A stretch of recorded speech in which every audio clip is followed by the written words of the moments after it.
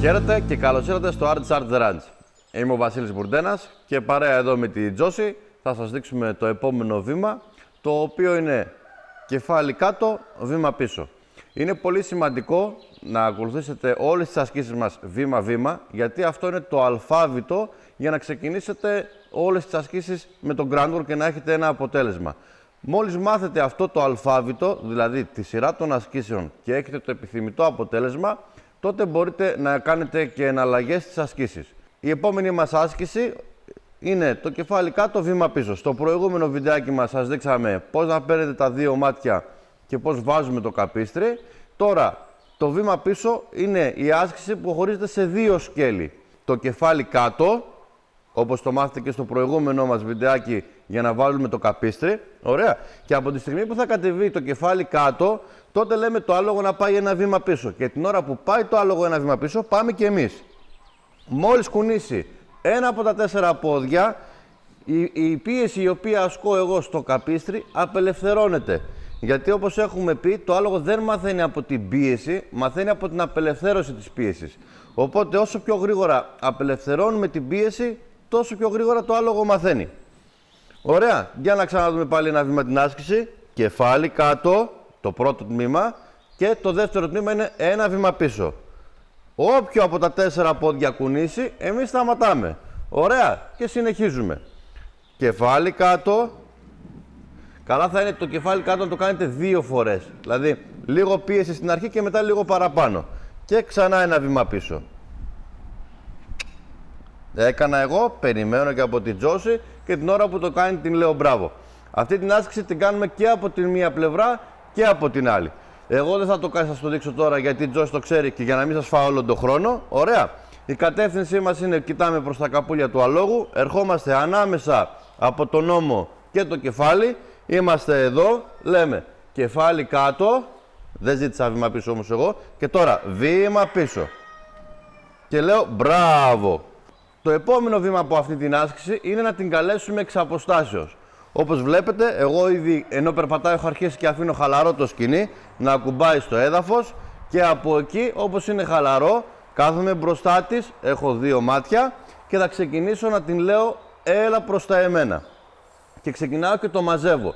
Εγώ η κίνηση που θα κάνω για να μην μπερδευτούν τα σκοινιά στα χέρια μου είναι κρατάω με τα 3 δάχτυλα το σκοινί, το κομμάτι που με περισσεύει και ξεκινάω και κάνω έναν μεγάλο κύκλο. Ωραία, μεγαλώνει ο κύκλος, ξεκινάει το σκοινί και αρχίζει και μαζεύεται, σηκώνεται από το έδαφος και ξεκινάω και τη φωνάζω. Έλα, με το που έρθει το άλογο ένα από τα 4 πόδια, εγώ το πέταξα και έχει απελευθερωθεί η πίεση.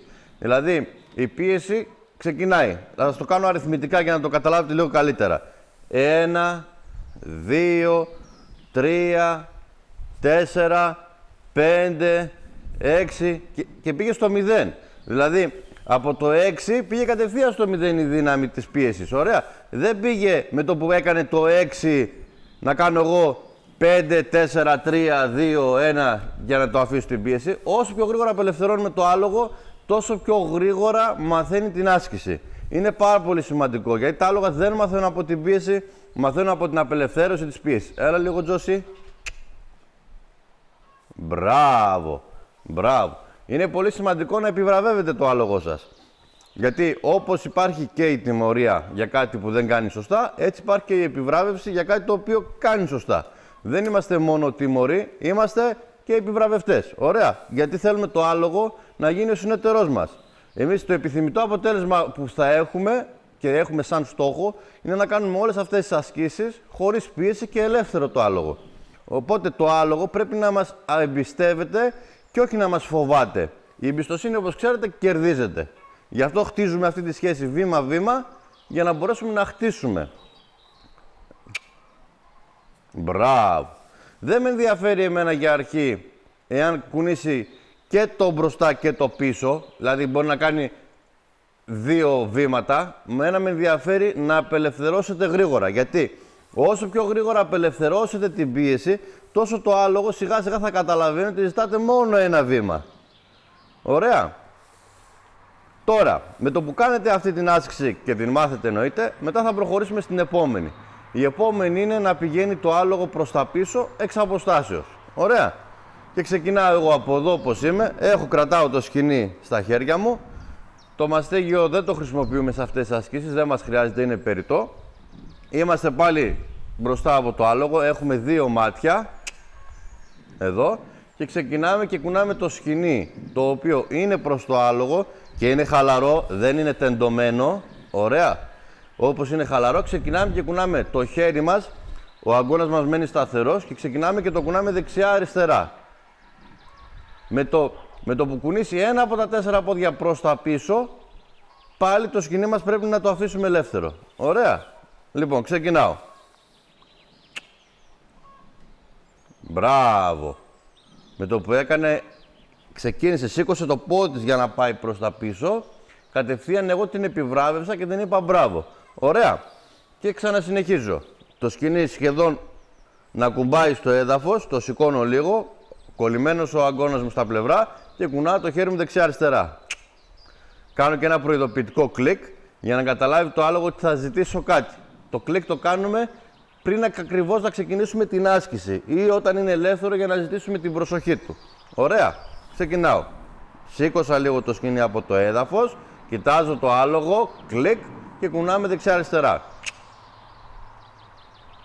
Μπράβο. Είναι πολύ σημαντικό όταν ξεκινάτε με έναν βαθμό πίεσης στο άλογο να μην κάνετε κενά πίεσης ενδιάμεσα. Θα πρέπει η πίεση να παραμένει σταθερή και σιγά σιγά να αυξάνουμε προς τα πάνω μέχρι το άλογο να κάνει αυτό το βήμα το οποίο ζητάμε. Εάν εμείς κουνάμε το σκοινί δεξιά-αριστερά και το άλογο δεν κάνει βήμα πίσω και το αφήσουμε, το άλογο δεν καταλαβαίνει τι ζητάμε αυτή την άσκηση. Ωραία, οπότε πρέπει να παραμείνετε σταθεροί, να κουνάτε το σκοινί δεξιά-αριστερά. Εγώ το αφήνω στο έδαφος για να μην πάει το άλογο μου τώρα πίσω. Ωραία, κουνάμε δεξιά-αριστερά, δεξιά-αριστερά, δεξιά-αριστερά και σιγά-σιγά αυξάνουμε την πίεση για να μπορέσει το άλογο λόγω της πίεσης που ασκούμε να πάει ένα πίσω για να απελευθερώσουμε την πίεση. Μετά όμως είναι πάρα πολύ σημαντικό όταν θα ξαναξεκινήσετε αυτή την άσκηση να ξαναξεκινήσετε με την λιγότερη πίεση.